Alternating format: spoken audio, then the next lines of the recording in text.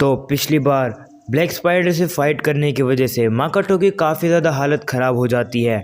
एमा और शैन दोनों मिलकर उसको काफ़ी बचाने की कोशिश करते हैं। वो देखते हैं कि माकोटो के पास बिल्कुल भी खुद को हील करने का एपिटाइट नहीं है। जैसे माकोटो उठता है वो देखता है उसके सामने एक लड़की बैठी होती है। वो लड़की उसको बताती है कि वही वो ब्लैक स्पाइडर है जिसकी वजह से उसकी हालत इतनी ख़राब हुई थी। माकोटो को ये पता चलता है कि वही ब्लैक स्पाइडर अब उसकी सर्वेंट बन चुकी है और माकोटो उसका मास्टर बन चुका है। अब वो लड़की अपनी पूरी सोल और बॉडी उसके लिए ऑफर करती है। अब होता है हमारा एपिसोड शुरू और ये वाला एपिसोड भी काफ़ी ज़्यादा ऑसम था। माकोटो शैन से पूछता है कि उससे बिना पूछे शैन ने स्पाइडर के साथ कॉन्ट्रैक्ट क्यों किया। शैन बोलती है कि एक स्पाइडर उसके अगर चारों ओर घूमेगी इससे तो अच्छा ही है कि उसका ह्यूमन फॉर्म। माकोटो ने पिछली बार जिसको बचाया था वो सामने आके बोलता है क्या मैं आपसे बात कर सकता हूँ। माकोटो पहचान जाता है कि ये वो एक ड्वार्फ है। शैन भी उसको बताती है कि ये कोई ऑर्डिनरी ड्वार्फ नहीं है, ये ऐसा ड्वार्फ है जो कि एंशिएंट के सारी चीज़ें भी कर सकता है, मतलब कि बहुत ही ज़्यादा अच्छे अच्छे टूल्स वगैरह इसको बना के दे सकता है। वो ड्वार्फ अपना नाम बैरन बताता है और वो एक एल्डर ड्वार्फ है। वो बोलता है कि वो काफ़ी ज़्यादा खुश है कि माकोटो की वजह से उनका विलेज बच चुका है और साथ ही साथ इस ब्लैक स्पाइडर का कर्ज जो हट चुका है और ये अपने ट्रू फॉर्म में आ चुकी है। शैन माकोटो को बताती है कि हम लोग इसको कर्ज का नाम दे देते हैं ताकि और किसी को और कुछ पता ना चले इस बारे में। उसके बाद ड्वार्फ माकोटो से एक रिक्वेस्ट के बारे में मानता है। ड्वार्फ बोलता है कि क्या आप हमें इजाज़त दे सकते हो अपने लैंड के अंदर रहने के लिए। माकोटो काफ़ी ज़्यादा खुश होकर उनको हाँ बोल देता है। तभी शैन बोलती है कि मेरी एक कंडीशन है, अगर तुम लोगों को हमारे लैंड पे रहना है तुम लोग को हमें जितने भी प्रोडक्ट वगैरह जो कि ऑर्नामेंट वगैरह देने पड़े। ड्वार्फ उनकी कंडीशन को हाँ बोल देता है और शैन उसको एक गिफ्ट देती है। जब वो खोल के देखता है ड्वार्फ तो उसके अंदर उसके स्केल्स होते हैं जो कि काफ़ी ज़्यादा बहुत ही अच्छे होते हैं उसके क्राफ्ट काम के लिए। और अब माकोटो अपने पेरेंट्स के बारे में जानने के लिए डेमीप्लेन से थोड़ा बहुत बाहर सर्च करता है अपने ह्यूमन फैसिलिटी वगैरह की चीज़ों के बारे में। माकोटो को तुरंत इंसानों का एक विलेज दिख जाता है। पीछे से उसको शैन आवाज़ लगाती है। वो बोलती है मेरी काफ़ी ज़्यादा एक इम्पोर्टेंट बात है। फिर जब माकोटो डेमीप्लेन में वापस आता है दोनों उनको बताते हैं कि उन्हें नाम चाहिएगा। माकोटो काफ़ी ज़्यादा हैरान हो जाता है क्या ये नाम तुम्हारे लिए सही नहीं है शैन। वो बोलती है कि नहीं ये नाम बिल्कुल भी सही नहीं। और ब्लैक स्पाइडर लेडी भी माकोटो से नेम के लिए गुजारिश करती है लेकिन शैन बोलती है कि सबसे पहले उसको नाम चाहिए। माकोटो काफ़ी ज़्यादा सोचने लग जाते हैं कि वो उसको क्या नाम दे। लास्ट में माकोटो को एक नाम सूझ जाता है। वो उसको कहता है कि तुम्हारा नाम अब से है टोमोए। टोमोए ये सुन के काफ़ी ज़्यादा खुश हो जाती है उसका नया नाम सुन के। माकोटो बताते हैं कि एक समुराई वुमेन का नाम है। ये बात सुन के टोमोए भी काफ़ी ज़्यादा खुश हो जाती है और नाम एक्सेप्ट करने के बाद टोमोए ग्लो करके लग जाती है। माकोटो देखता है कि उनकी स्ट्रेंथ भी बढ़ चुकी है। स्पाइडर वुमेन भी बोलते हैं कि अब उसको भी नाम चाहिए। माकोटो स्पाइडर लेडी से ये पूछता है कि क्या उसको कोई सर्टेनली मतलब कोई रूल वगैरह के लिए चाहिए क्या उसको नाम देने के लिए। माकोटो स्पाइडर का नाम सोचने के लिए वो अपने इनकाउंटर को याद करता है जब वो उससे फाइट करा था और सोच समझ के उसको नाम देता है मियो। मियो भी अपने नाम को एक्सेप्ट कर लेती है। माकोटो जैसे बाहर आके देखता है तो वो देखता है कि सभी लोग बाहर एकदम लाइन लगा के खड़े हैं। काफ़ी सारे न्यू स्पीसीज और स्पाइडर के दिखने वाले और साथ ही साथ लिजर्ड मैन भी। टोमोए और मियो दोनों अपना नाम बताते हैं जिसको सुन के जितने भी लोग वहाँ खड़े होते हैं वो चिल्लाने लग जाते हैं खुशी के मारे। और अब बात आती है कि वो माकोटो को क्या बुलाएंगे, या तो वो माय लॉर्ड बुलाएंगे या यंग मास्टर। अब वो डिसाइड करते हैं कि वो मेजोरिटी के लिए वोट करने वाले हैं कि क्या लोग क्या चाहते हैं। उसके बाद वो डिसाइड करते हैं कि वो कहलाएंगे यंग मास्टर। माकोटो बोलता है कि वो अगर तुम उसको माकोटो ही बुलाते तो भी चलता, लेकिन फाइनली वो अपना यंग मास्टर नाम को एक्सेप्ट कर लेता है।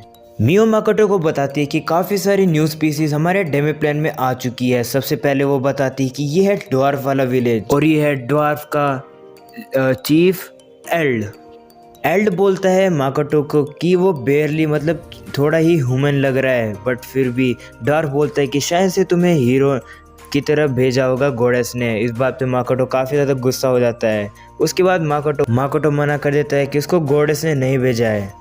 उसके बाद टोमोए इंट्रोड्यूस करती है और भी नए स्पीसीज से। सबसे पहले वो मिलाती है मिस्ट लिजर्ड से जो कि टोमोए के फॉलोअर्स हैं। अब वो जितने भी स्पीसीज है वो वाटर और साथ साथ एयर के एट्रीब्यूट्स वाले हैं।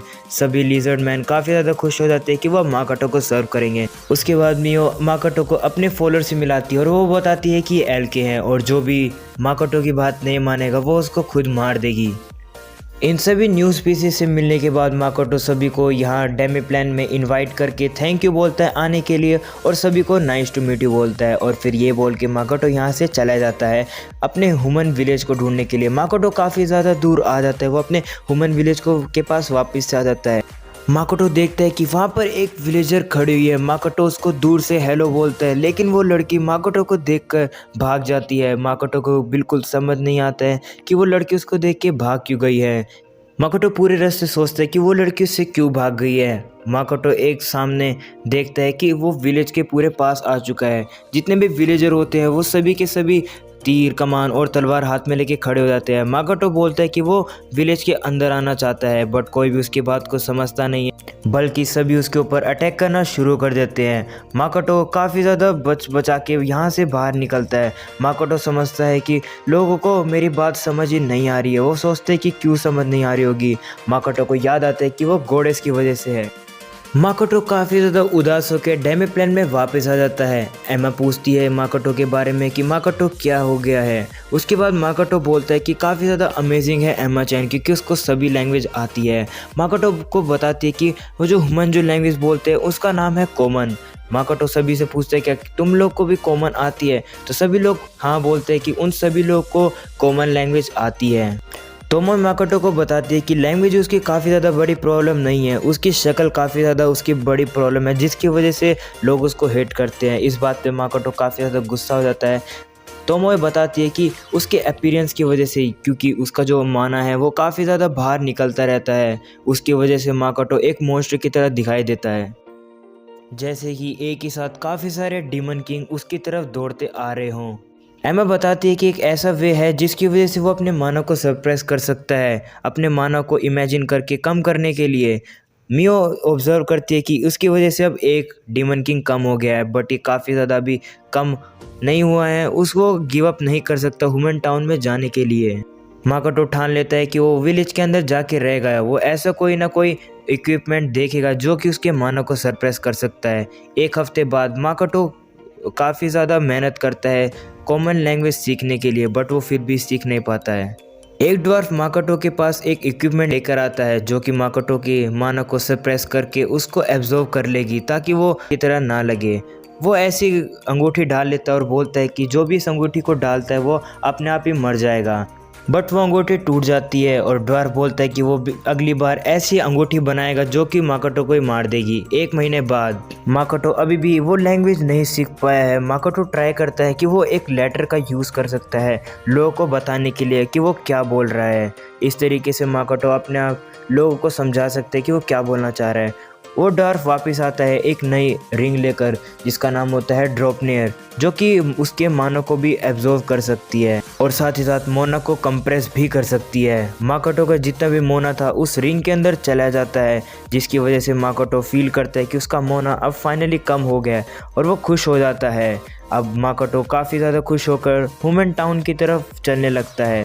मियो और तोमोई भी उसके साथ चलने के लिए बोलते हैं लेकिन माकोटो भी काफ़ी ज़्यादा गुस्सा हो जाता है।